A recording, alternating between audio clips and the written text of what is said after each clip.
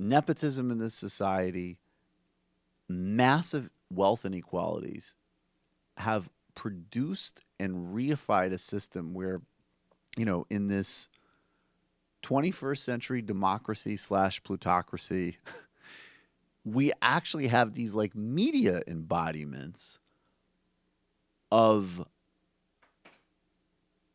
what is an innate reflection of stagnation. So I don't have any problem with Chelsea Clinton. I really know very little about her, to be perfectly honest. I know that she's gotten some great gigs. I do know that, and speaking in media, she got a TV gig. She made an extraordinary amount of money and did occasional hits doing it. If you think that she got that job because of anything other than her last name, then you're a crazy person or a deeply delusional person. She's obviously very smart and competent and everything. Maybe, I'm sure she probably could have gotten into a great school on her own merits. And she does work with her parents' foundation. There's nothing wrong with her. And I have no objection to her playing a role in public life. And, maybe she'll go on to actually contribute some really valuable things. I mean, she's still, she's only in her early 30s. Who knows? But this question, she was on CBS this morning with the crew, talking about her mom, talking about a book project she's working on. Now, granted, they don't explicitly specify what office they're talking about. But I would say, what's the justification for her running for any office, to be frank? But they might have actually been talking about this office. Go ahead, play the clip. Organizations, like Planned Parenthood, who are standing on the front lines to defend our fundamental rights, and I just am really grateful that she's out there doing that work, because I believe as strongly today as I did kind of last year and the year before about what we need to be doing to protect and advance progress. Is there anybody else in the Clinton household thinking about running? And by anybody, I mean you. See, you could take your book on the road while you're campaigning with Get Informed, Get Inspired, Get Going. I feel like deja vu with your mom all over again. Are you running? Are you running? Are you running? Running for what? Yeah, no. That's the question. No. But I don't know. I do think it's important that we be talking about all the different ways it is possible to engage in the world. And I think being a citizen isn't something that just happens in an election year. I think it's something that kind of is a call to action for each one of us, Gayle, every single day. And I think there are lots of ways to get involved. Clearly, running for public office is one of those. Mm-hmm. I think to run for public office, though, a few things have to be true. I think you have to have a clear vision of what you would do kind of in a given job. I think you have to have a clear sense that you're the best person for that job.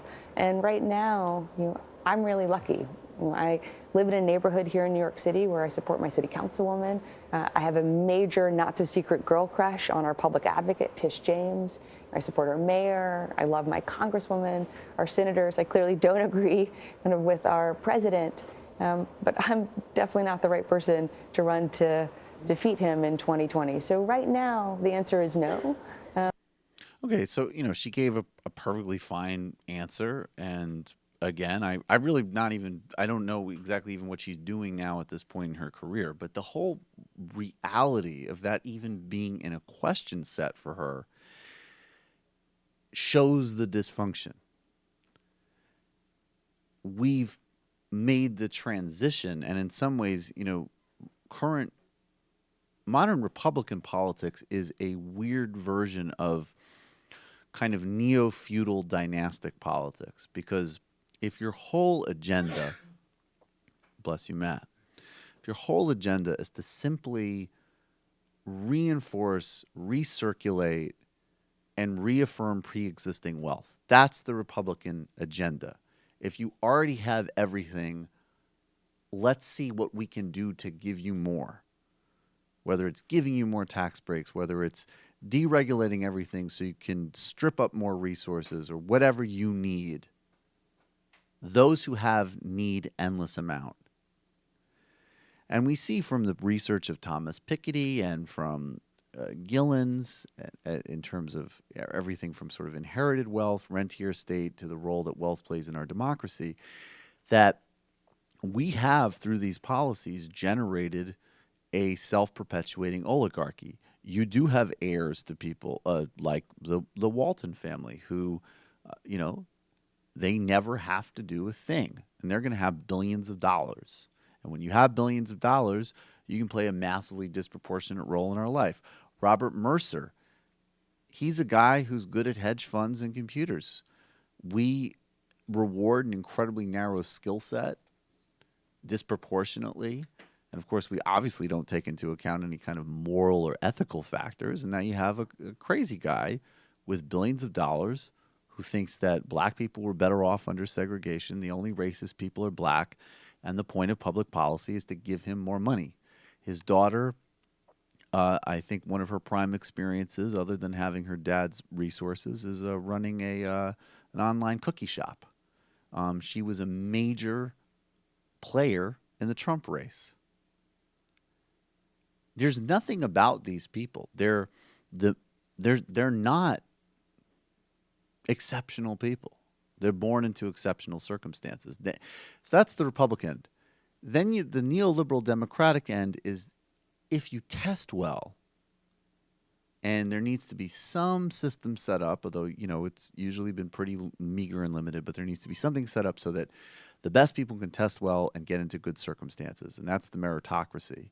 And that's that sort of worship of cleverness.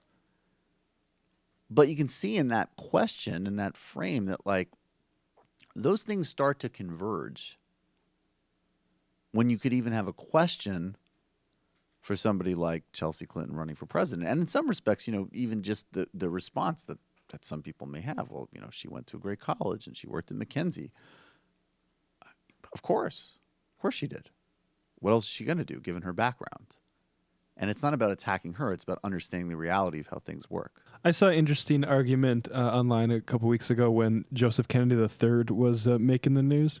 And saying there's a double standard between people like us. We cheered that Joe Kennedy thing. Oh, it was good. Well, that's the thing, right? Is like if Chelsea was a representative and was calling Paul Ryan malicious in the House, we would be Chelsea Clinton. I don't know, Chelsea Clinton fans, but we play that clip every. Of course, yeah. And look, she said in that clip she's a fan of Tish James. Tish James is probably my favorite public official in New York City.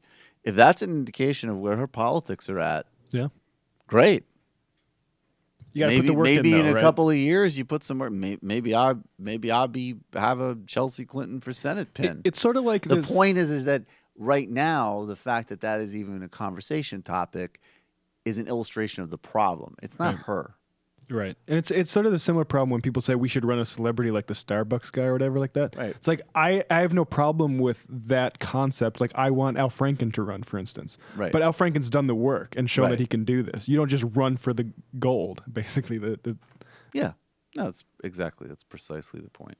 Hey folks, Sam Seder here. Donald Trump can kiss all of our asses. And one way he can is by you subscribing to this channel. I don't know how that works.